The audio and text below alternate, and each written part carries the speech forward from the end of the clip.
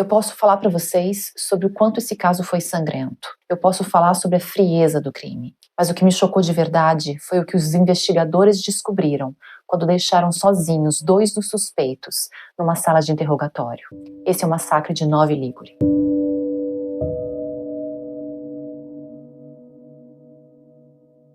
Oi, gente! Estamos de volta na Itália. Dessa vez no norte, região do Piemonte, a província de Alessandria, e estamos na cidadezinha de Novi Ligure, que conta com mais ou menos 26 mil habitantes. E ela é conhecida exatamente por ser palco do caso que vamos falar hoje. Estamos no dia 21 de fevereiro de 2001, por volta das 9 da noite, uma noite muito fria e com muita neblina. Uma adolescente está andando por uma tranquila rua residencial. Observando melhor, conseguimos perceber que ela não está muito estável e também que, apesar de estar usando um moletom, ela está sem sapatos. Em um certo momento, ela começa a correr e começa a gritar também, desesperada, pedindo por ajuda. Alguns dos vizinhos olham pela janela, outros chegam a ir até a calçada para ver o que está acontecendo. E esses veem pegadas sujas de sangue. Mas para entender como chegamos a essa cena de um filme, vamos voltar 3 dias, até o domingo anterior. E como é domingo, a família Denardo, os nossos protagonistas, estão na igreja. Eles são uma família muito católica. A família é composta pelo pai, Francesco Denardo, pela mãe, Susana Cassini, que é conhecida por todos como Suzy. O filho mais novo, caçula, é Gianluca, de 11 anos, que é coroinha da igreja. E a mais velha é Érica, na época com 16 anos. Nesse específico domingo, Érica não está na igreja. Ultimamente, ela e a mãe têm discutido muito, e um dos motivos é que Érica acha a igreja um tédio. Suzy e Francesco se conheceram há muito tempo. Eles se conhecem desde que tinham 14 anos. Eles foram noivos por mais de 10 anos, se casaram e logo tiveram a primeira filha, Érica. E assim que nasceu Gianluca, Suzy deixou de trabalhar para se dedicar somente a ser mãe. Gianluca é uma criança muito concentrada, muito estudiosa. Ele é muito educado também e responsável para a sua idade. Já a Érica é um pouco mais atrevida, digamos assim, nada de grave. É só a criança e depois adolescente que de vez em quando não faz o dever de casa, por exemplo. E Susana, uma mulher muito precisa, dá muito valor à educação dos filhos. Ela se preocupa muito com o desempenho escolar deles. Érica tem também um namorado, se chama Mauro Fávaro, mas é conhecido por todos como Omar. Ele tem 17 anos na época. E os dois acreditam amar-se muito. Eles acham que, apesar da pouca idade, eles vão ficar juntos para sempre.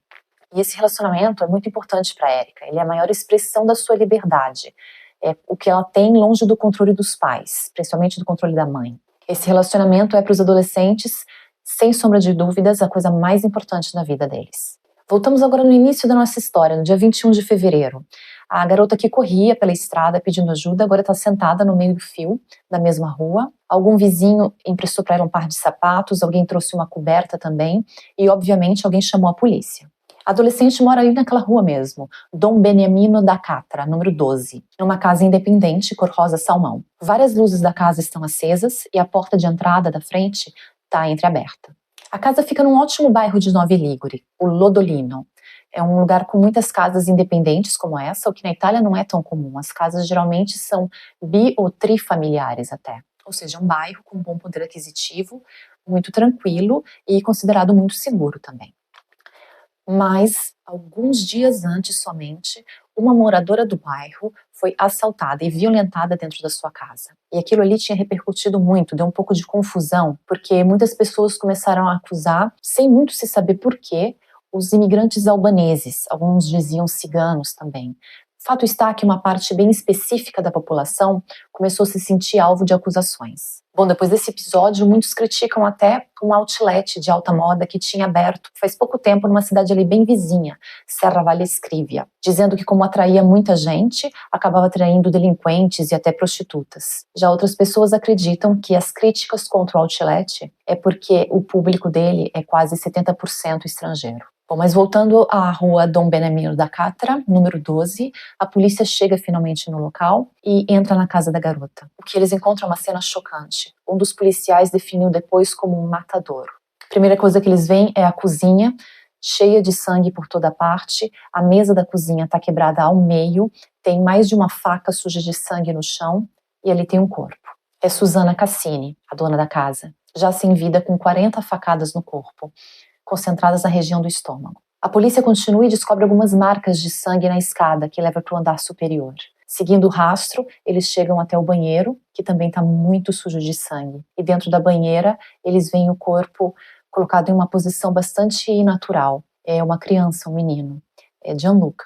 No seu pequeno corpo se contam ainda mais facadas. São 57 no total. Então, como já deu para entender, a adolescente que estava correndo pedindo ajuda era Erika Denardo, filha e irmã dos cadáveres que foram encontrados dentro da sua casa. Ela está agora recebendo cuidados médicos, sendo confortada por alguns vizinhos, pela polícia, em claro estado de choque.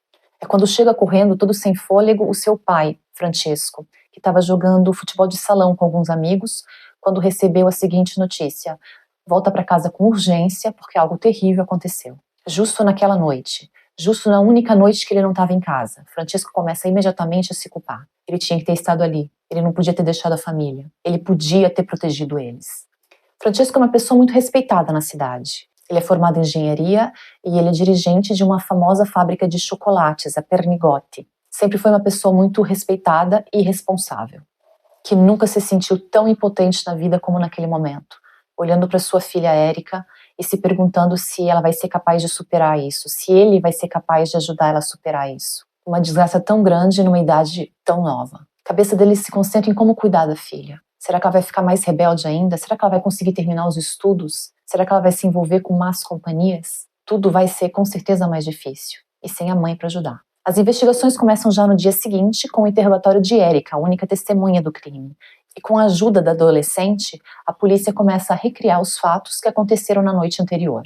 Bom, os assassinos teriam entrado pela garagem e teriam se escondido dentro da casa, mas Érica não os ouviu. Ela disse que estava no seu quarto, com a porta fechada e ouvindo música com o fone de ouvido. Às 8 da noite, Suzy e Gianluca chegam em casa. Eles entram pela porta da frente e Gianluca imediatamente sobe as escadas para ir até o banheiro. Enquanto Suzy é ainda no hall de entrada, ela dá de cara com dois ladrões. Eles parecem albaneses, um deles tem uma barba branca já, e o outro parece bem mais jovem. E esse jovem, Érica disse que viu os olhos dele e definiu-os como malignos. O Suzy tentou escapar, fugindo para a cozinha, mas eles rapidamente a alcançaram ali e atacaram, tirando sua vida.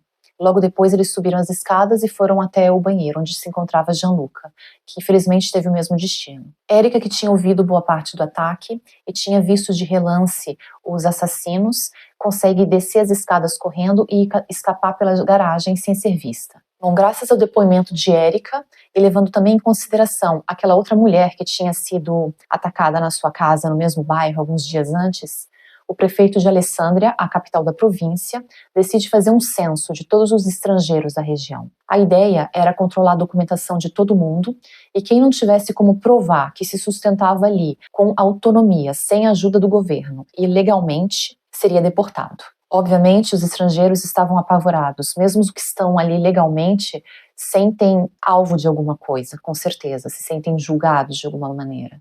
E os italianos também, o medo entre eles está crescendo. E, infelizmente, está crescendo também o racismo e o ódio. Bom, primeiramente e especificamente contra os albaneses, mas de modo geral com todos os extracomunitários.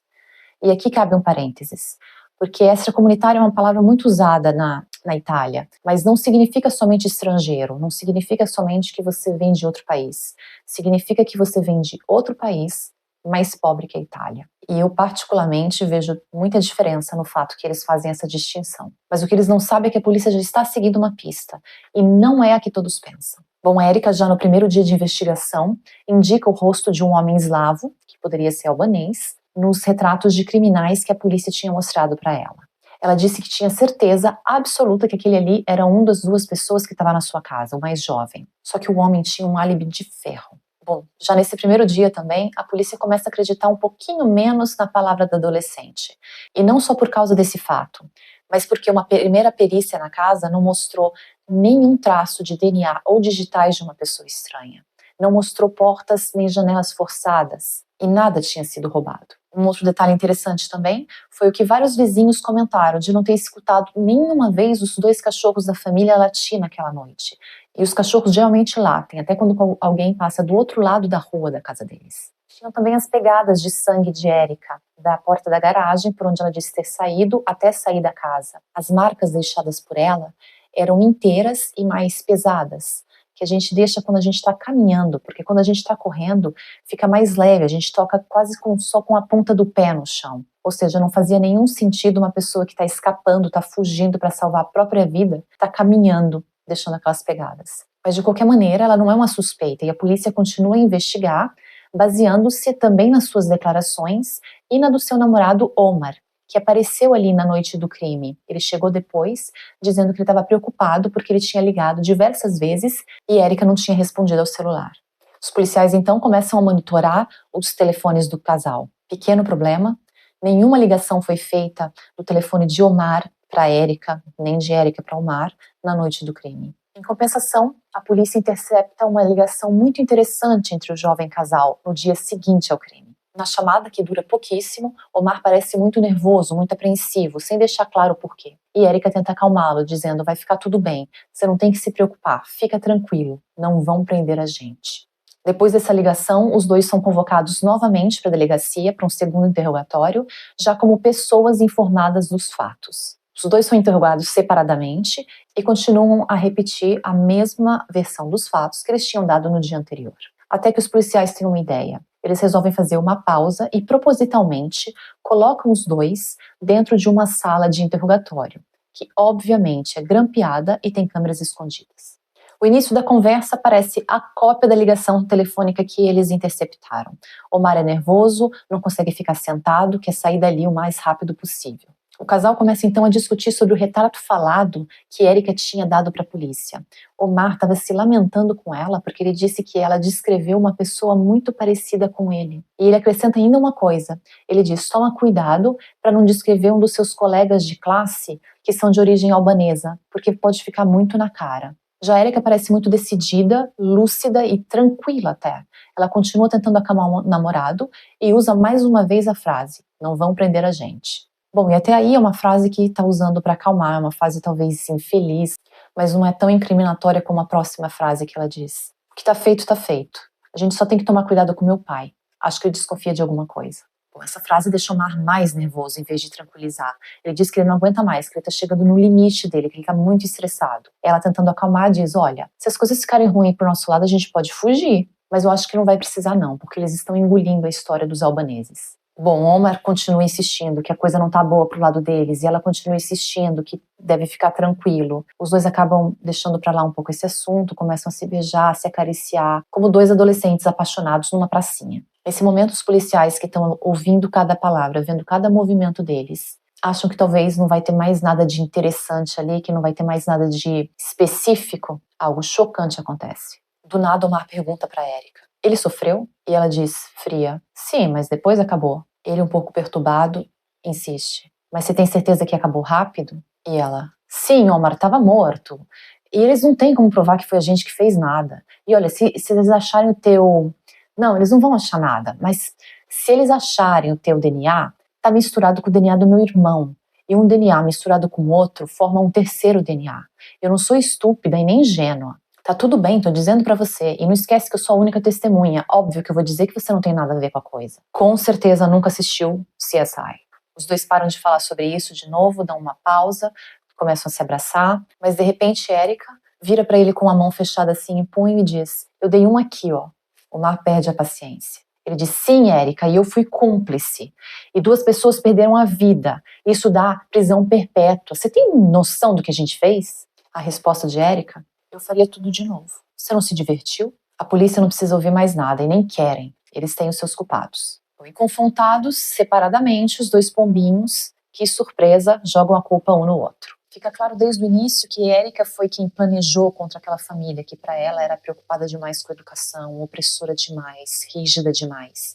Que Omar fez para agradar a ela, fez em nome do relacionamento deles, do relacionamento tóxico deles. E assim, aos poucos, os investigadores começam a refazer uma trajetória do que tinha acontecido naquela noite do crime, baseado só nas evidências encontradas, nos fatos, porque não dava mais para basear em nada do que Erika e Omar estavam dizendo, porque apesar de saberem que a confissão tinha sido gravada e tudo, eles contavam as coisas jogando muita culpa um no outro. Aliás, Omar ainda pegava um pouco de culpa para ele se dizia cúmplice, mas a ideia era da Erika. Já ela dizia que a culpa era 100% dele, que ela não fez absolutamente nada. Na casa, naquela noite, não estava só a Erika. Antes que a família chegasse, Omar já estava ali. Ele estava escondido no banheiro da garagem, já usando luvas descartáveis. A mãe Suzy e o filho Gianluca chegam em casa por volta das 8h15, 8h20 da noite. Ele, como a gente viu antes, corre, sobe as escadas e vai para o banheiro. Ele quer tomar um banho porque ele acabou de jogar uma partida de basquete. A mãe está ainda no hall de entrada e ela não tem nem tempo de tirar o seu casaco,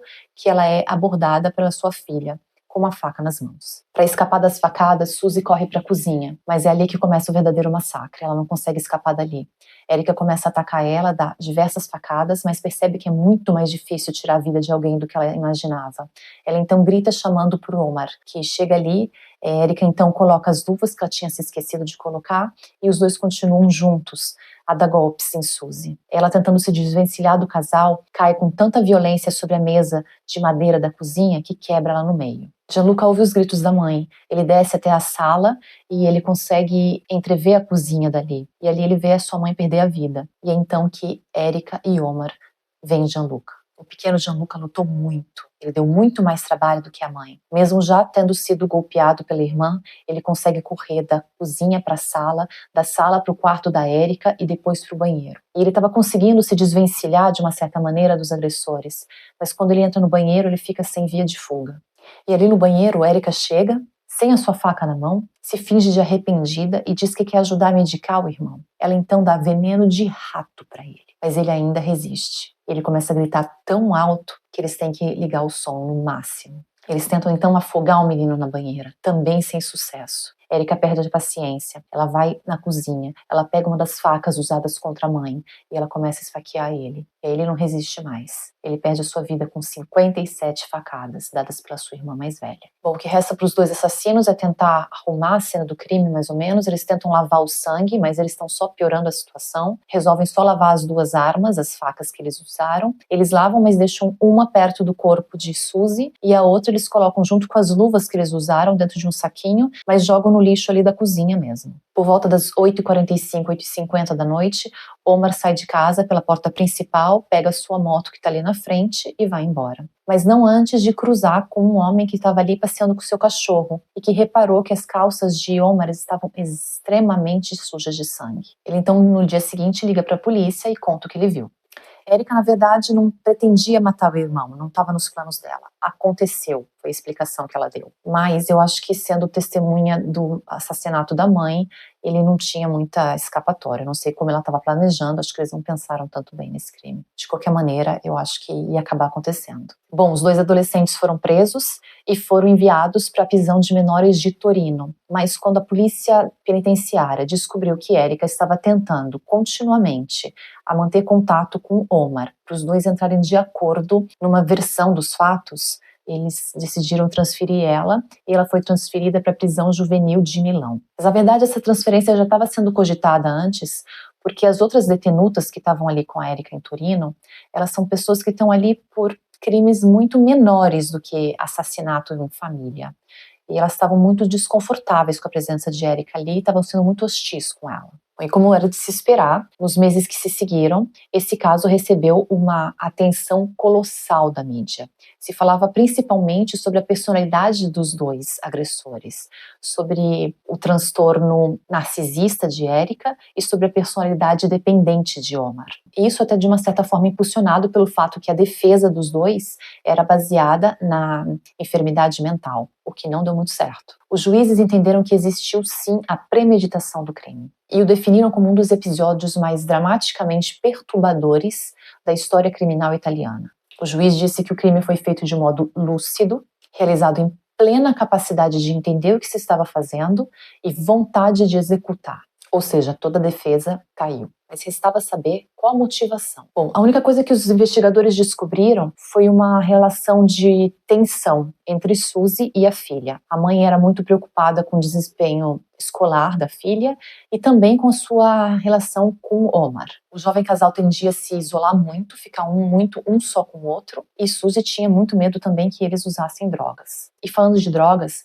os investigadores realmente conseguiram descobrir que em algumas ocasiões, poucas vezes, os adolescentes fizeram uso sim de maconha e de coca, mas excluíram completamente que eles fossem viciados e também foi excluído que eles tivessem usado qualquer coisa, que eles tivessem ingerido qualquer coisa na noite do crime. Bom, uma outra pergunta importante é, e o pai de Erika? No dia que a polícia prendeu os dois adolescentes, eles tiveram que contar para Francesco que quem tirou a vida da sua amada esposa e do seu filhinho foi a sua filha. E mais, que ele deveria ter sido uma vítima também. Só que Omar, durante o ataque, tinha levado uma mordida na mão muito forte de Gianluca e queria ir para casa, também porque ele estava muito nervoso. Ele não quis esperar o pai da Erika chegar e ela não achou que ela ia dar conta do pai sozinha. A própria Erika tinha contado isso durante o interrogatório. Do irmão, ela disse que não tinha visto necessidade de se livrar, mas do pai, sim. Mas Francesco, ao contrário da filha, ele ama. E ele ama muito. E principalmente, ele acredita que quem ama, perdoa. Ele tinha perdido quase toda a sua família, mas ele não ia perder sua filha. E para ela, ele contratou o melhor advogado que o dinheiro podia pagar. Não deixou faltar nada para ela. Nem sua presença e nem seu apoio constante.